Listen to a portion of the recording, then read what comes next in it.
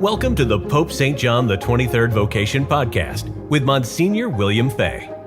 Here at Pope St. John the 23rd Seminary, we realize it's never too late to respond to God's call.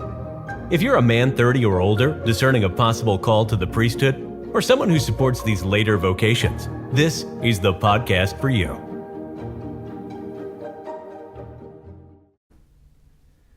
Welcome everybody, my name is Msgr Bill Fay, and this is the podcast Never Too Late at Pope St. John the 23rd Seminary. I'm a member of the faculty here, and delightfully so, and it's always a good thing to be able to welcome you, and we want to thank you for your faithfulness to listening to our podcast, and also for the prayerful support that you give us in the work that we're doing here with older candidates to the priesthood. Today, I'm delighted to welcome a priest to the podcast, Father Joseph Zwosta, who is a priest of the Diocese of Brooklyn and who happens to be a member of the faculty here, the formation faculty. He teaches theology, and he's also our academic dean. Joe, it's a great privilege to welcome you to the podcast. Thank you, Monsignor. Good to be here. Nice to have you. Tell me, we've always talked with the candidates that are here, the seminarians in formation, about their vocation story. Why don't you talk a little bit about yours? I suspect that you, like I, ended up moving earlier on the call to vocation than most of the candidates we deal with here. Yes, that's true. I was ordained a priest at 26 years old. I was raised in a Catholic family in Brooklyn. We were involved in our parish, but I didn't really start to discern a vocation to the priesthood until I was in college. So I went to Georgetown University for my undergraduate degree in Washington, D.C., and it was there through an encounter with both the Catholic intellectual tradition that I became more exposed to and the beauty of the church's liturgy that I started to be able to pray about and started to hear a call to the priesthood. And that was something that it became very strong in my heart that I really thought it was what God wanted for my life. So I started to think about whether I want to go to a religious order or back to my home diocese or someplace else, and got in touch with some priests of my home diocese who brought me to some events in the diocese, sort of a come and see retreat weekend and dinner with the bishop, and our bishop at the time, Bishop DiMarzio, was very supportive of vocations, those discerning vocations. So through all that, I ended up during my senior year of college applying to the seminary for the Diocese of Brooklyn, and I was accepted. And then I ended up doing my first year of seminary at what was then our college seminary residence in Douglaston in Queens, New York. And then I was asked to continue my studies in Rome at the Pontifical North American College, where you also studied. Yeah, and I know for you, as for me, it was a great experience. I was kind of shy about wanting to go to Italy. Seminary days in those times were just quite odd. It was in the 1970s. But fortunately, someone talked me into doing it, and I was really pleased that I did. Were there other men from Brooklyn who were at the North American College with you while you were there? We had quite a few at that time. Good. Yes, we were sending often 2 or 3 a year. So we had a good fraternity among the Brooklyn seminarians especially. Yeah. But I was able to make friends with other guys from other dioceses, some of whom are my closest friends still today. Yeah, and that happened to me too. And I think that notion of fraternity among seminarians is really important, especially among diocesans, because you're going to spend a life of priesthood with fellows that you studied with along the way, and just being able to have those kind of bonds is really something that's great. I would also say that in my class at the North American College, which was a rather large class when we began, about 60 guys, Wow. And some were a little bit older. Most, I guess, were probably mid to late 20s, but some were a little bit older and actually had some very interesting life experiences in terms of careers and in terms of just different backgrounds, educational backgrounds, and so forth. So it wasn't a place that catered as we do to older vocations, but there was a good diversity there too. That's nice. That's good. Now you came back and you were assigned as a parochial vicar, as an assistant pastor is another way of speaking of that, What parish in Brooklyn were you sent to? So it was St. Helens Parish in Howard Beach, New York. Oh, good. And actually, I've maintained a connection there during my time on the faculty. I've been in residence at that rectory when I'm home on breaks from the seminary for the last 6 years. And so I know the parishioners very well and the staff. And it's a very tight-knit community. It's predominantly Italian-American, rather suburban by our standards. For the Diocese of Brooklyn, it's only the two boroughs of Brooklyn and Queens. So technically it's all urban, but some parts are a little more residential. But it's a nice community. And I was 3 years full-time there as parochial vicar before being asked to go back to Rome to do my doctoral studies. Exactly. Now, when you studied at Rome, I don't think that folks here know what the program is like, but it takes 3 years for us to get what they call a bachelor's degree in sacred theology. And then most dioceses, it seems these days, it wasn't the case when I was there, allow men to stay for a fourth and a fifth year to get what is called a licensed degree in theology. And that technically is a license to teach. It's everything, you've accomplished everything you need to do in academia except the research that will go into a doctoral dissertation and defense of that dissertation. So when you were asked by Bishop Damasio to go back to study, did he have a pretty clear idea of what he wanted you to do, or did he ask you to help him discern what might be appropriate for you? Yeah, we discussed it, he and I, and Bishop James Massa, who's one of our auxiliary bishops, who at that time was kind of overseeing priests and studies. And we talked about a few different possibilities, but we decided it would be best for me to kind of continue along the themes that I had been studying for the licentiate. So my focus was actually ecumenism and interreligious dialogue for the licentiate program. And I'd written about this famous lecture that Pope Benedict XVI gave in Regensburg, which was controversial because it had a quote from a medieval emperor that was critical of Muhammad. So there was a big uproar when the speech was given. But that wasn't really the whole point of the speech. But the speech itself was, very rich and theological and had such great themes in it. And I had learned about that actually when I was at Georgetown with one of my mentors, Father James Shaw, who was a Jesuit priest who taught for many years there. And he was the one who, he came into class one day and he said, "I just read the greatest lecture I've ever read in my life," which she was so well read that really rang a bell. And years later, when I was now thinking about what I wanted to write about for my licentiate thesis and later the doctorate, I came back to that and thought, I think there's a lot there that can be explored. So that was the focus of my writing. Good for you. Good for you. Bishop Damasio, actually, was it Bishop Damasio or Bishop Brennan that released you to be able to come here? It was Bishop Damasio who first asked if I would like to think about, explore coming onto the faculty. Again, Bishop Massa made the connection, having been a faculty member here back, I think, in the 90s, and being a member of the Board of Trustees.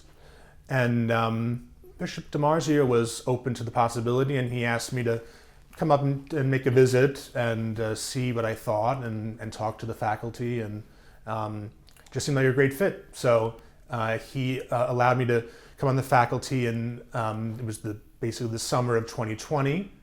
And then Bishop Brennan, when he came in at the end of 2021, we had a discussion. He was happy for me to continue and even extended my term here when I became the academic dean.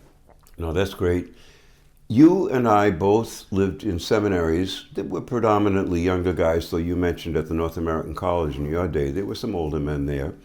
But, we grew up with a great crowd of 20-somethings around us.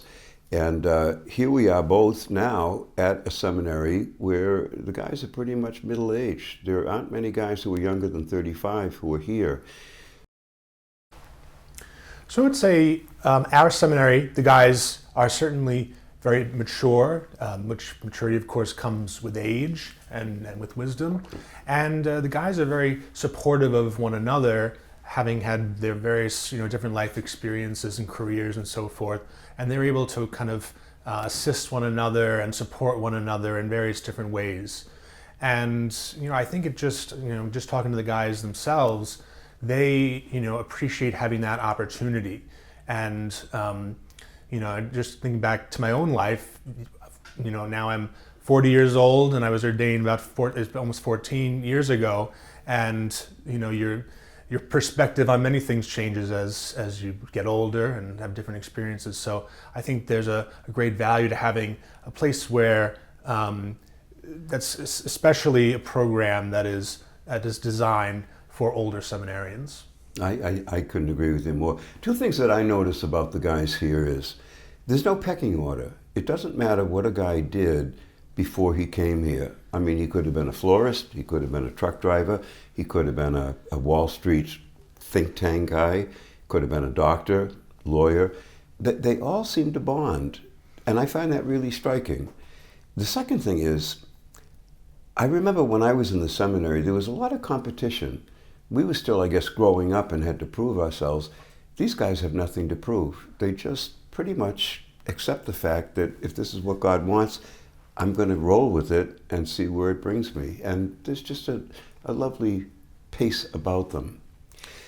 Talk a little bit, if you would, Father Joe, about what you teach. I know you teach in the area of theology, and I know ecumenical is an interest of yours, but mention some of the courses that you've taught. Yeah, so I do a course that does specialize just this semester on ecumenism and interreligious dialogue. So that's how the church interacts, how Catholics interact with other Christians and with members of other religions. So it's obviously a very sensitive area, and we want the guys to be well prepared in their pastoral experiences to be able to engage in the right way. And I also teach a course, I do this here in the fall, in the sacraments, so an intro course on the sacraments, so kind of general sacramental theology, and then we focus on the sacraments of baptism and confirmation. And we actually have, as part of that, what we call a practicum for the guys who are they're in third theology, so most of them are very close to being ordained deacons when they'll be able to celebrate baptisms. So we do a run through of how that works, of how to celebrate properly the ritual of baptism. And then I also do a few other practica, kind of have been also coordinator of liturgy the last couple of years, and we do a practicum for the guys who are very close to being ordained priests and how to celebrate Mass. We do a practicum on other rituals for those preparing for a diaconate. And one that's very interesting is we do it in small groups. It's a practicum for the sacrament of penance and the sacrament of anointing of the sick. And we go through, and this again with the guys who are very close to being ordained priests, we go through various scenarios of how they would be an effective and good confessor and celebrant of anointing. So I really do like both kind of the very theoretical aspects of theology, but I'm also able to help the guys to apply it, especially in terms of the sacraments. So I really enjoy both of those aspects of teaching. Nice, really nice. You know, the guys that come to us here, the men who become seminarians, are older men, and many of them have been decades away from having some education, and so they are nervous about getting back into academia. As the academic dean, and given your experience with the guys in terms of moving back into a life of the intellectual life of academia, what advice would you give to men who are maybe apprehensive about whether or not they could do it? What has been your experience in that work as academic dean? Probably the first thing to say is be not afraid, like Pope John Paul II often liked to say, and it's very scriptural. There's a natural fear, as you say, of coming back to the classroom, and often after a long time away from it. But we, both as administrators and as teachers here at Pope John Seminary, we know that that's the case for our students, for our guys coming in.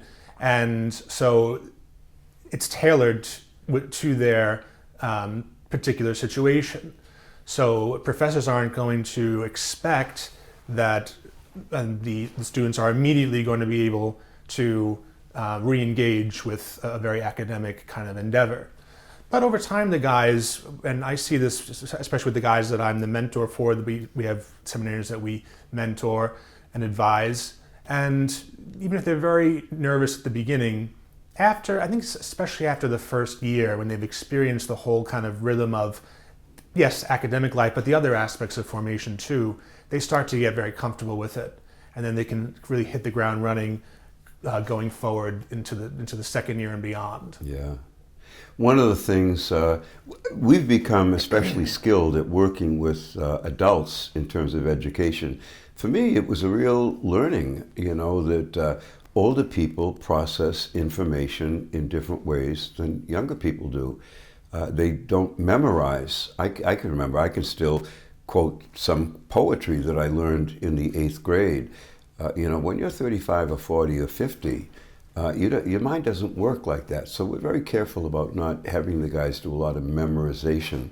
One of the things that we experience here, though, is what we call the imposter syndrome.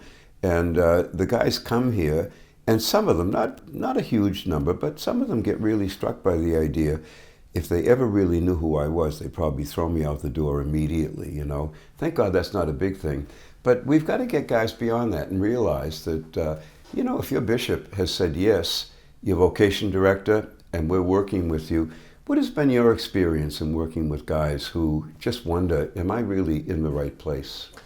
Well, I think it's natural for all of us when we think about the greatness of the priesthood and when we reflect upon our own shortcomings, I think it's very easy for us to have that sort of, self-doubt might be another way of putting it. Sure. And I think that can go for guys that are ordained as well. But as you say, it can be a temptation for seminarians, especially seminarians here. But we know that none of us is worthy to be a priest. We know that, yes, we have shortcomings, but formation is designed to help the seminarian to grow in various different ways. So we're focusing a little on academics in this podcast here, but in terms of their human growth, their spiritual growth is so essential, their pastoral skills that they're going to acquire. So the Church, in her wisdom, has a program that is very well conceived and thought out, and which we strive to follow very closely here at Pope John Seminary, that addresses all of those areas of life. And yes, on the day of anyone's ordination, you still have shortcomings, and well, after ordination, you're still going to. But there's when we see it with the guys we work with, we see such great growth over the time that our seminarians are here with us, as long as the seminarian is open to what we have to offer. And almost all of them are very much open to it. They are. And we have a very, very low attrition rate here. I've mentioned it to our audience a number of times. And I think it has a lot to do with the fact that the guys are older. They have made major life changes, and they did a lot of great thinking on the way into doing that. Well, Father Joe Zwosta, I want to thank you very much for joining me today and being part of this podcast. It's been a delight not only to do this podcast with you, but to serve with you on the faculty. And I want to express thanks to our audience again for your faithfulness. Thanks so much for being a part of who we are. I want to say a special thanks to Jerry Usher, who is here today coordinating the taping of this podcast, and to Rita Casey, who'll make sure it gets out on the airwaves. So thank you both, and thank you all. We'll look forward to seeing you again. Thank you for listening, and be sure to check out our website at www.psjs.edu. Remember, the first step to answering God's call is making the call. 781-899-5500.